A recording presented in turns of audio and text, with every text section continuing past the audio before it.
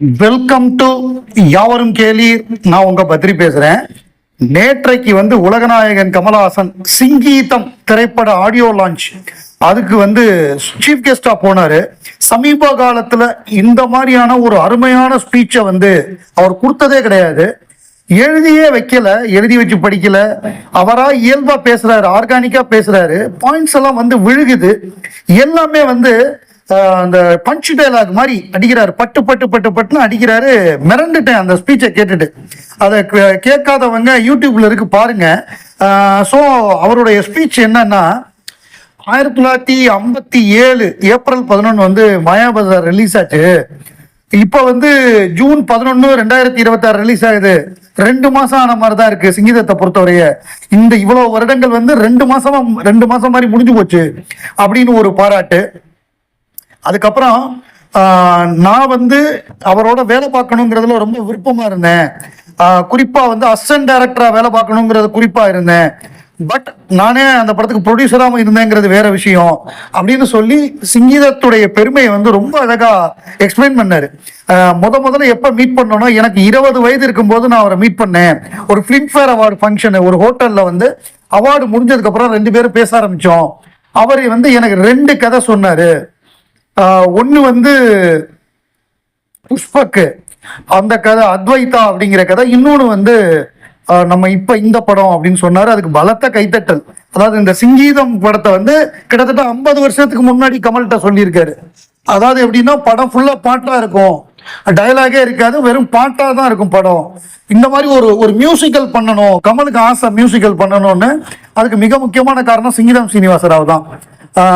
இதை கமல்கிட்ட சொல்லி அது என்ன காரணத்தினாலும் அது நடக்காம போயிடுச்சு. பட்டு மற்ற படங்களை அவங்க சேர்ந்து நிறைய படங்கள் பண்ணிட்டாங்க. 2 பேரும் சேர்ந்து சொம்ம குருதி சொக்க குருதி தெலுங்குல பண்ணாங்க. அதான் இரு நிலவுகள்னு தமிழ்ல வந்தது. பெரிய ஹிட் படம் அது. அதுக்கப்புறம் ராஜபார்வைக்கு அப்புறம் அபூர்வ சகோதரர்கள், நிறைய படங்கள். அபூர்வ சகோதரர்கள், மைக்கேல் மதன காமராஜன், மகளிர் மட்டும், மும்பை எக்ஸ்பிரஸ், எவ்வளவு படம். கடைசியா மும்பை எக்ஸ்பிரஸ் அவங்க 2 பேரும் சேர்ந்து பண்ணது. இவ்வளவு படங்கள் பண்ணியிருக்காங்க. கமல் என்ன சொல்றாருன்னா, ஏஜ் இஸ் ஜஸ்ட் நம்பர் அப்படிங்கிறார். ஏஜ்ங்கிறது ஜஸ்ட் நம்பர் தான். நான் 20 வயசுல அந்த படத்தை என்கிட்ட சொன்னாரு. இப்ப எனக்கு 71 வயசு. இப்ப 71 வயசுல இந்த படத்தை நான் பார்த்திருக்கேன். கிட்டத்தட்ட 50 வருஷம் ஆச்சு இந்த படத்தை எடுக்கிறதுக்குங்கிறத அவர் சொல்றாரு. அப்புறம் இப்போ புஷ்பக்கு படம் எடுக்கும் பொழுது நாங்க ஹாலிடேல இருந்தோம் கேரளால. அப்போ அத்வைத்தான்னு அதுக்கு பேரு. அப்புறம் நாங்க அந்த படத்தை எடுக்கும் பொழுது பயங்கர ஹாப்பியா எடுத்தோம். என்ன காரணம்னா, அந்த படம் ஒரு 5 ஸ்டார் ஹோட்டல்ல நடக்கிற கதை. ஹாட்டான ஸ்டூடியோல இப்ப சமீபத்துல கல்கி படப்பிடிப்பு நடத்திட்டு வந்தோம். ஸ்டூடியோ ஹீட் அப்படி இருக்கும்.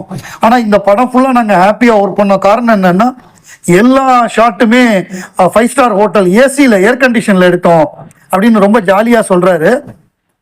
நாங்க நிறைய புதுமைகள் பண்ணியிருக்கோம் ஒர்க் பண்ணும் பொழுது. முதல்ல மும்பை எக்ஸ்பிரஸ் டிஜிட்டல்ல பண்ணோம். 720p அதுதான் படம். அதுக்கப்புறம் தான் மற்ற படங்கள்லாம் பண்ண ஆரம்பிச்சாங்க அப்படிங்கிறத அவர் டிஜிட்டல்ல எடுத்ததை பத்தி சொன்னாரு. அதே மாதிரி அவர் சிங்கீதம் எப்போதுமே ஜென்சியோட ஹெட்டா இருப்பாரு அப்படிங்கிறத சொன்னாரு. he always head of Gen Z. இப்ப 2000 பிறந்தவங்க அவங்க ஜென்சின்னா அவங்கள விட அட்வான்ஸா எங்கா இருப்பாரு. கவிஞர் வாலிய சொல்லுவாங்க, வாலிப கவிஞர் இன்னைக்கு ட்ரெண்டுக்கு ஏற்ற மாதிரி எழுதுவாங்கன்னு. அதே மாதிரி சிங்கீதமும் இன்னைக்கு ட்ரெண்ட் என்ன, இன்னும் 10 வருஷத்துக்கு அப்புறம் வரப்போற ட்ரெண்டை இப்பவே செட் பண்ணுவாரு அப்படிங்கிறது தான் உலகநாயகனுடைய ஸ்பீச். இந்த படத்தை எடுத்த அந்த ப்ரொடியூசர் எல்லாம் வாழ்த்தினாரு. அப்ப மெயினா ஒரு சொன்னார், அதுதான் சரியான பஞ்ச் டைலாக். சினிமா எடுக்கிறதுக்கு பேஷன் முதல்ல வேணும். சினிமானாலே பேஷன்னால தான் எடுக்க முடியும். அதுக்கப்புறம் தான் அது பிசினஸா மாறுது. ஆனா நம்ம இங்க அதர்வே ரவுண்ட் பண்ணிட்டு இருக்கோம்.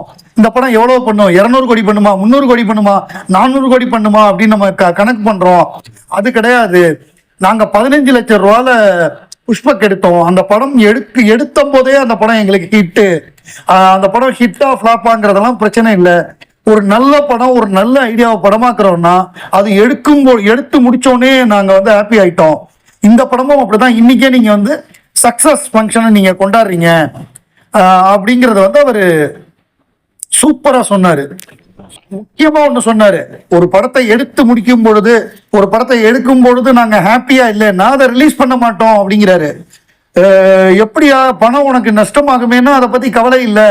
ஒரு படம் வெற்றி அடையும் பொழுது எல்லாருமே நாங்க தான் அது காரணம்னு வருவாங்க. ஆனா ஒரு படம் தோல்வி அடைந்தால் நாங்க 2 பேர் தான் அதை அந்த தாங்கிக்கிறதுக்கு தயாரா இருந்தோம் அப்படிங்கறத அவர் சொன்னாரு. 20 நாள் படத்தை எடுத்து பார்த்துட்டு இது சரியா வரல, நம்ம தப்பான டைரக்ஷன்ல போயிட்டு இருக்கோம் அப்படின்னு சொல்லிட்டு 20 நாள் எடுத்ததை ஸ்கிராப் பண்ணோம். அதனால இப்ப இழந்த பணம் அதை பத்தி கவலைப்படல, அதை விட கூட நம்ம இப்ப இருக்க போறதுல வசூல் பண்ணிடலாம் அப்படிங்கிற ஒரு நம்பிக்கை இருந்தது அப்படின்னு ரொம்ப போல்டா சொன்னாரு. அதாவது cinema start with euphoria ends with blaming அப்படிங்கிறத சொன்னாரு. ஒரு படம் பெரிய படங்கிறத ஐடியாவை வச்சுதான். கமல் நடிக்கிறாரு, பெரிய நடிகர்கள் நடிக்கிறாங்கிறத வச்சு அது பெரிய படம் இல்ல, ஐடியா நல்லா இருந்தா அது பெரிய படம். அபூர்வ சகோதரர்கள் இருக்கும்பொழுது அவங்களுக்குள்ள டென்ஷனு, அந்த அப்பு கமலை என்னென்ன ஐடியாலாம் வச்சு பண்ணாங்க அப்படிங்கிறதும், இந்த படத்தை நானே ஒரு ப்ரொடியூசரா இருந்து எடுத்த மாதிரி ஃபீல் பண்றேன். நீங்க ஒரு 3 மாசத்துக்கு முன்னாடி சொல்லிருந்தீங்கன்னா நானும் ஒரு அசிஸ்டன்ட் டைரக்டரா வேலை பார்த்திருப்பேன், எனக்கு நம்பிக்கை இருக்கு, இப்பயும் அடுத்து அவருடைய படத்துல அசிஸ்டண்டா வேலை பார்ப்பேன் அப்படின்னு சொல்லி ரொம்ப அழகா பேசின எல்லா பாயிண்ட்டுமே 6 அடிச்சாரு உலகநாயகன். அருமையான ஸ்பீச். அவசியம் இதை வைஜெயந்தி மூவிஸ் உடைய யூடியூப் சேனல்ல இருக்கு. சிங்கீதம் ஆடியோ லான்ச் ஃபுல் ஸ்பீச் ஃபுல்லா இருக்கும். அதுல கமல் சார் ஸ்பீச் 19வது நிமிஷத்துல இருந்து வரும்னு நினைக்கிறேன். அதை அவசியம் பாருங்க. இந்த படம் ஜூன் 11, இன்னொரு 2 நாள்ல ரிலீஸ் ஆக போகுது. ஜூன் 11, 2026 சிங்கீதம். அவசியம் இந்த படத்தை எல்லாரும் பார்த்து பெரிய வெற்றி பெற செய்ய வேண்டும். FIFA வேர்ல்டு கப் 2026 ஆரம்பிக்க போகுது 11ஆம் தேதி. மொத்தம் 48 டீம் இந்த தடவை, 104 மேட்ச், 16 சிட்டி ஹோஸ்ட் பண்றாங்க. America, Canada, Mexico. ஒரு கப்பு, அந்த ஒரு கப்புக்கு தான் எல்லாருமே மோத போறாங்க. இது எப்படின்னா குரூப் ஆஃப் 32. முதல்ல 48 டீம்ல 16 டீம் காலியாகும். குரூப் ஆஃப் 32 அதுல 16 டீம் காலியாகும் ரவுண்ட் ஆஃப் 16. அதுக்கப்புறம் அதுல 16 டீம் காலியாகும் குவார்டர் ஃபைனல். அதுல 4 டீம் காலியாகி செமி, அதுல 2 டீம் காலியாகி ஃபைனல். ஜூலை 19ஆம் தேதி 2026 ஃபைனல் நடக்குது.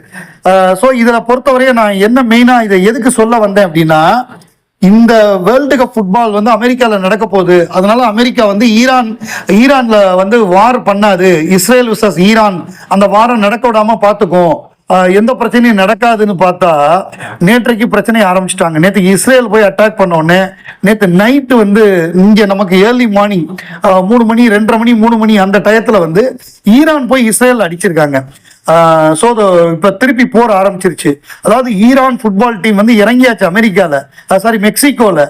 குரூப் ஜியில் இருக்காங்க. அவங்க குரூப் ஜியில் யார் இருக்கான்னு பார்த்தீங்கன்னா பெல்ஜியம், ஈஜிப்து, ஈரான், நியூசிலாந்து. இந்த 4 டீம் குரூப் ஜியில் இருக்கு.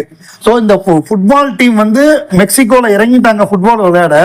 இங்க என்னன்னா போர் தொடர்ந்து நடத்திட்டு இருக்காங்க. நான் வேர்ல்டு கப் இருக்கும் அதனால ட்ரம்ப் போர் நடக்காம பாத்துக்குவாரு, இவர் இஸ்ரேல் பிரைம் மினிஸ்டர் அவங்கள பிரசிடென்ட கூப்பிட்டு சொல்லி இந்த ஃபுட்பால் வேர்ல்டு கப் முடிகிறவரே சும்மா இருங்கய்யா நம்ம அப்புறம் பாத்துக்கலாம்னு சொல்லுவாருன்னு பார்த்தா இவங்க நேத்து அடிச்சுக்கிட்டு இருக்காங்க. இதுக்கு என்ன முடிவுன்னே தெரியல. ரொம்ப தப்பா போயிட்டு இருக்கு.